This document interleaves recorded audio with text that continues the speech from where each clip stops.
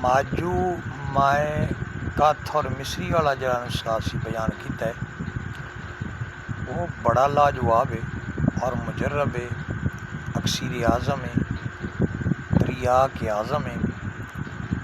एक बारी तजर्बा करते वेखो, तजर्बा शर्त है। तजर्बा करोगे इंशाअल्लाह तुसी हमेशा हमेशा वास्ते इस नुस्खे छड्डन का दिल भी नहीं करेगा तुहाडा। कभी जिसने एक बारी इस्तेमाल कर लिया इंशाअल्लाह बहुत मज़ेदार नुस्खा है, ये लुत्फअंदोज़ हो। ये बड़ा मशहूर है कि जितों उठ लंघदा हो तो कख भी नहीं लंघदा, बहुत लाजवाब है।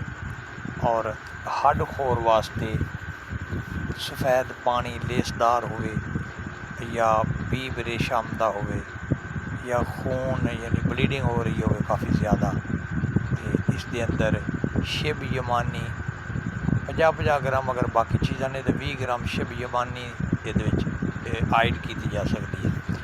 बहुत कामयाब नुस्खा, बहुत कामयाब, जितनी तारीफ़ की जाए कम है। दोबारा मैं इस वास्ते अर्ज कर रहा ताकि दोस्तों को तसल्ली हो जाए।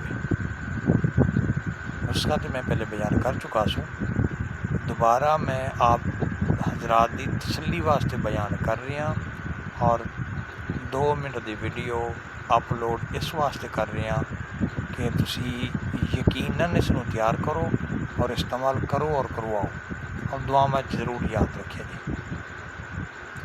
अस्सलामु अलैकुम वरहमतुल्लाहि वबरकातुहू।